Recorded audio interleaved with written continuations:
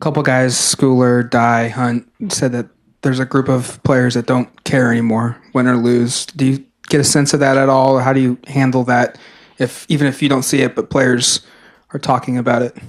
Yeah, I think that's kind of a byproduct of just the situation last night, the frustration. Obviously, those guys are competitive guys that are very frustrated, and any any any behavior by somebody else that doesn't match theirs, or isn't totally with everything we're trying to do, is going to be read through that lens.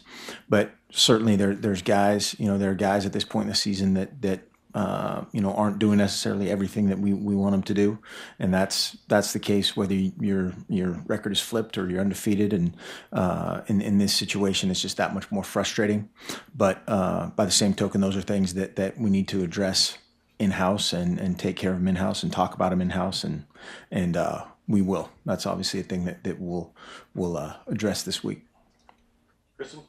After taking some time to digest the film in that Washington game, problems on offense, defense, are these new problems you're really seeing, or is it just is it like a new problem every week, or is it just kind of the same things over and over that the team just isn't grasping?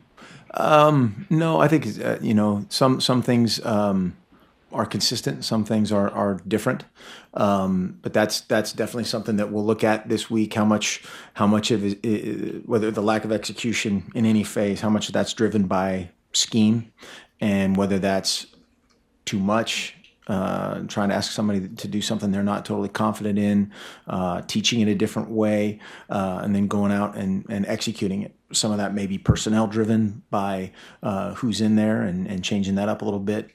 So it's always again, it's a combination of factors. Joey? After seeing the film, what'd you think of Justin Herbert in his first career start? I thought he made some plays that were really good. He made some throws that were big time plays that we had an opportunity to make. And that's as a receiver or tailback or a tight end or whoever, when that guy goes in there for the first time, you got to ratchet up your detail that much more, and whether it's a route depth or a landmark, an angle, those kind of things. But very impressed by his reaction to that first play under those circumstances. And I think again he's got a big future. Schedule this week and what you feel like you guys need to get out of it, what the priorities are. Yeah, I think first and foremost, just getting everybody on the same page. Part of that, going back to that first question, improving our mental and psychological health as much as our physical health is job one. Removing any doubt or lack of confidence in anything, and we've got plenty of that right now. Just as far as again the execution and what again, whether we're trying to do too much in certain areas or too little, and who's in there, and just building true confidence to play faster, play better, play. We'll practice Tuesday and Thursday, and lift Tuesday, Wednesday, Thursday, and some other conditioning stuff. Both you and Lubick were saying that you guys wanted to put Herbert in for more of an offensive spark. Was there something that Prukop wasn't giving you guys that you guys wanted to get out of Herbert a little more so? Well, if we're looking back on it on things, there were some things there were some plays there to be made, opportunities to be made, and that's always a little bit of a gamble of how much you think you're going to get a spark from your team, how much of a difference that's going to make. Again, I thought he made some plays that weren't there last night that were big time plays. That the touchdown to Tony James was a great play. Touchdown to Taj Griffin was a busted protection. He had the drag route to Charles Nelson that again that we had a little breakdown in protection and an extra defender in a kind of a naked hot situation. That was a big time play. So I think he provided that spark last week, and now our execution has to pick up in special teams, on defense, and throughout the offense, including him going forward. Justin said he was really nervous going into that game. Did you ever get a sense that he was, and maybe what point did he maybe settle down and just play football from your interactions on the sideline? Yeah, he had that obviously that we talked to him in pregame, and he's not a real boisterous guy, but he's a competitive guy, and you can see when it's time to compete, he's excited about that, and we're trying to just gauge him and settle him down. The first throw was just a matter of just again trusting what he saw, and he saw it great. His timing was great, and he just hesitated. Most times that ball's incomplete, or just broken up. But he bounced back from that. I thought the big play for him, the drag route that he threw to Johnny Munt was a big time throw as well into a very tight window, and so I think that kind of got it totally back for him. I don't think he ever lost it. There was one series in there where again he took a couple shots in the previous series and his feet were a little off and a little quick, but that's going to be the case of a fifth-year senior. Kristen? There have been a lot of former Oregon players kind of weighing in on the state of the program, I guess you could say. And it's something that we've talked about before, but this idea that maybe there's a spoiled mindset with some of the younger guys, and it's something, Matt talked about earlier, just about how this team needs to this is their outside perspective, again, former players, but how this team just kind of needs to get back into really buying in and working hard to get those wins. Want to know, one, if you see any of that, because it was kind of all over social media last night, and then two, if you feel like the culture or the mindset of the younger guys has changed over the past few years. That's been something that we've had to deal with every single year since I've been here. Every single year, our guys, we always tell them in recruiting, we're going to support them unconventionally, and they have to work unconventionally, and that will never change. Again, the gigantic program this, program that. I mean, there's a lot of teams in the country right now that were expected to be at a certain level and aren't, and there's different reasons for that, we had our shots early to win a couple games that didn't go our way, and now everything's on the table as far as why that is. But we need to coach them better. They need to work harder, work smarter, and execute more cleanly on Saturdays or Friday nights. What about the touchdown to Tony? Because both he and Justin said that they were joking earlier in the week that there was a 0% chance Tony would catch a touchdown on that play because he was essentially a decoy. So when you're grading a play like that, do you say, hey, touchdown, it was a success? Or do you have any questions about a throw after the fact to a guy who wasn't necessarily an intended target? Right. Well, the initial coverage was such that guy was not going to get the ball.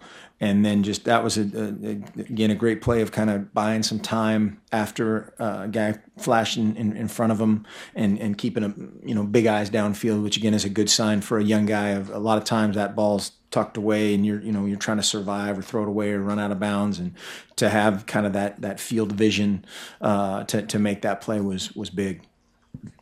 Joey? Penalties have been down the last couple of weeks for you guys. Have you been happier with the way that the discipline, I guess, of the team has been? And did they get that message that you wanted to instill a couple weeks ago? Yes and no. I mean, I'd like to see if you guys finish a little bit more. That's where, again, that's that fine line of you don't want the stupid, undisciplined couple that we had, but that edge of playing, you got to get to that edge, and we could play around that a little bit more, and that'd be okay. That right? What'd you see from the offensive line, both pass and run blocking, after watching the tape against one of the better fronts in the Pac-12, if not the nation? Mixed. They did some good things very well. Had some stuff. Unfortunately, probably, I don't know if we would have scored a touchdown, but jumped on that fourth and 2. Just again, a communication thing. Would have had a huge play, big first down, if not a touchdown, and had a couple of those instances where those kind of false starts bit us, but did a decent job containing them. Just initially, also got smoked a few times, and we'll have to take our licks and get better from it. Kind of going back a couple years maybe, but do you remember when you first found out about Justin Herbert, and maybe when you guys first got really interested in saying, hey, this might be a guy that we need to look at, he could play here? I don't remember that exact moment. There's obviously talk and buzz around different people, certainly in the community, that knew about, hey, this guy coming up, and even as a freshman in high school and a multi-sport guy, and so it goes that far back of guys knowing, hey, this guy's, I think the gist of it was, hey, this guy's going to be something, whether it's a whatever position, outside linebacker, tight end, quarterback, that far back, guys talking about, hey, when you see this guy X years from now, it's gonna happen. So it was a long kind of a legend. Kind of piggybacking off of that last question. Did you kind of see him in high school as a guy who could come in and contribute right away, or was he more of a project kind of coming in? We never really, we don't really try to necessarily recruit too many straight projects at that position. I think there's guys maybe at kind of outside linebacker, tight end, DN, tailback, receiver, guys that you can project, or offensive linemen that are just undersized guys that are going to develop. Always loved his release. He's a very clean release, and he's a competitive guy. Being a multi-sport guy and excelling at all sports. He's been a winner, and so those kind of things excite you about a guy that could potentially be your quarterback. What are you going to be for Halloween? I need to ask one question.